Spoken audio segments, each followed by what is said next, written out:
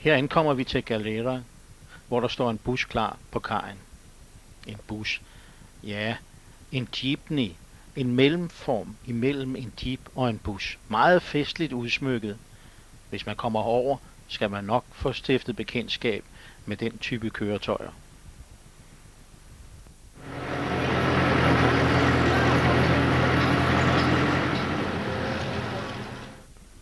Lige nu er her valgkamp.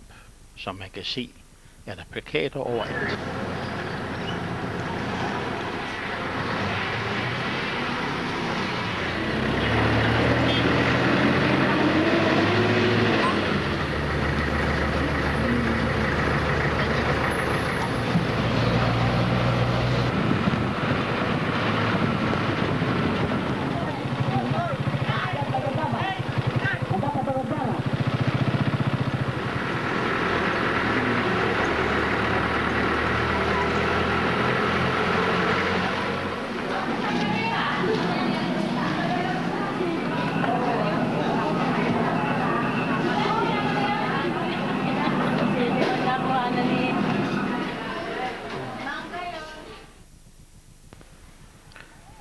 Indkøbene har vi overladt til Emma.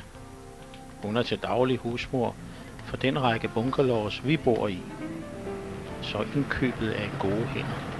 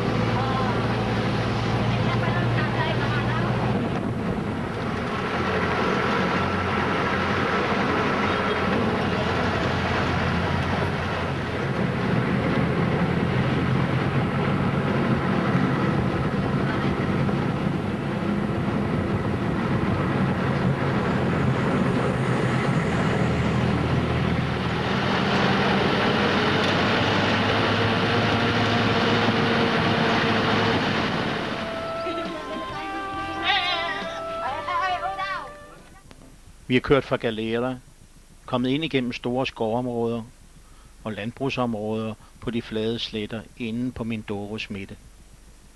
Nu er vi fremme ved den familie, vi skal besøge. Det bliver godt at komme ud af bussen, efter at have skrumplet i flere timer. Her kommer Randi.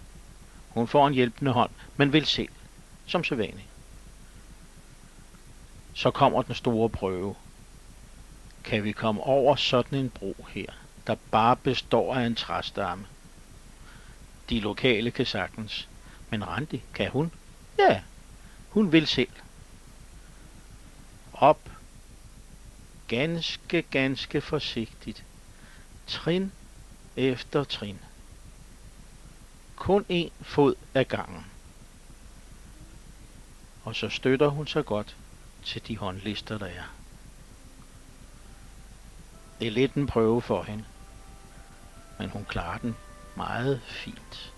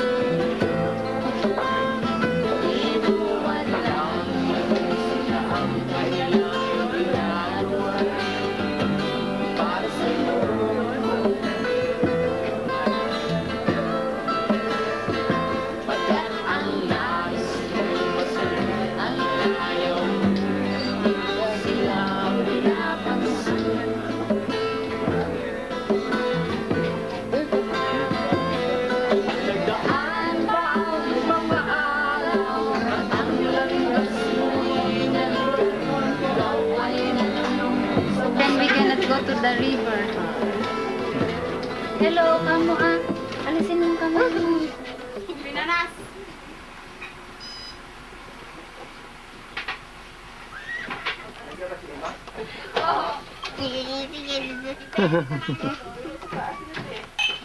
Aba, saan kayo galing? Punta ako dun sa aking linilinis ng dog. Jeff? Pa nila. Yes. And how old are you? Tandaan ka na daw. 16 years old. Oh. Så. Her hos familien er der 2 Down-syndrom-drenge på henholdsvis 16 og 18 år. Det er svært at have handicappede børn på Filippinerne, for det er relativt begrænset, hvad der er af tilbud af institutioner, skoler og anden form for offentlig hjælp.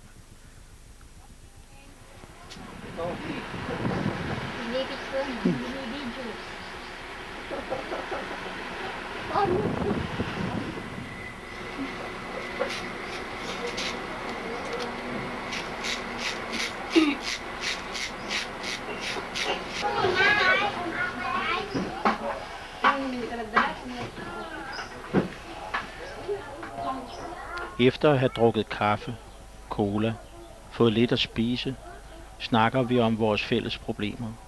Om hvordan det er at have et handicappet barn. Den ene af drengene, den yngste af dem, vil gerne vise os en dans, han har indstuderet. Der er ikke musik til, men det gør ikke noget, for han kan sagtens finde ud af at danse rytmisk. Inde på verandaen er Abraham nu kommet, og vi bliver præsenteret for hinanden. He is 18 years old. And his name? Abraham. Abraham. Hello.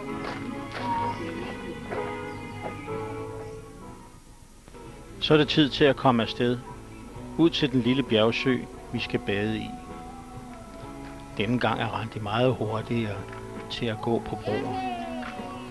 Hun klarer det helt selv. Undtagen lige når hun skal hoppe ned af træstammen.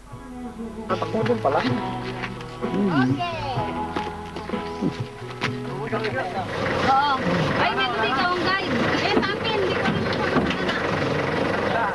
ko rin masagana na.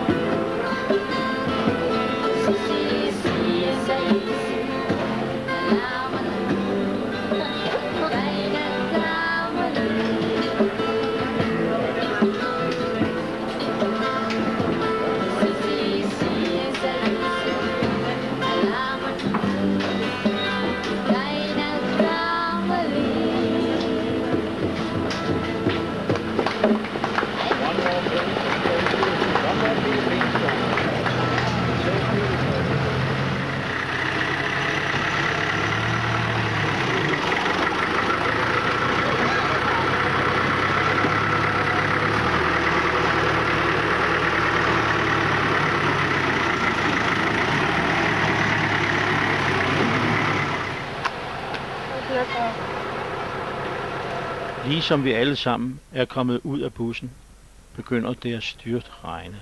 Rigtig troperegn. Dejlig varm. Og vi kunne som lige så godt være blevet ude, nu da vi skulle bade alligevel. Heldigvis varer det ganske kort. Så holder regnen op, og det gode vejr fortsætter. Randi kommer ud af bussen og er klar til at gå ned til søen. She wants to do it herself. She's a self-made woman. No.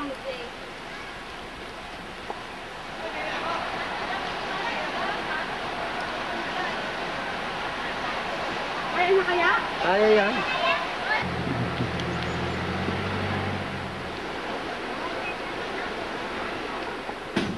Randi er lidt betænkelig ved at skulle ned, fordi stenene er blevet glatte. Heldigvis er der altid nogen her på Filippinerne, der er klar til at give hende en hånd med det ene eller andet. Baka tumalang pa ako, may kinakabahan. Pwede ko kayo sa kanyang ilaga. Dito na kami! Doon o, Diyos. Sana. Doon sana ako mas magang kanina. Doon kayo wala hirap mo dyan. Mas mahirap ako doon. Hindi natin, hindi natin.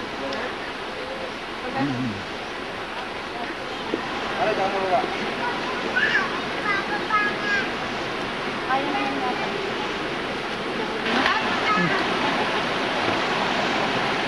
Oh! Ganyan, ganyan. Wow! Ayan, popol mo na dyan. Hi! Hoy! Hello!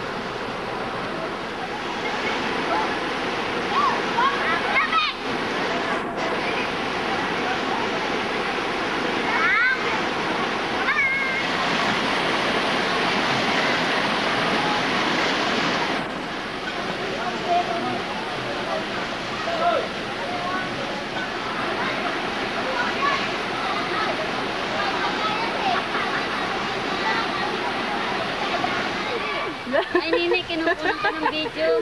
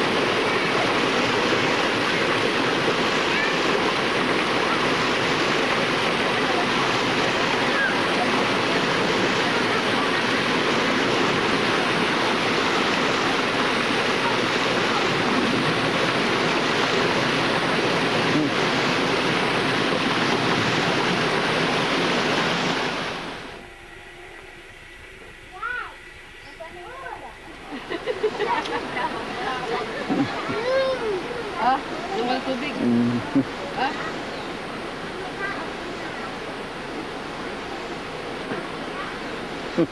Sabi kong ba ay nakakain? Tatay, are. Yellow.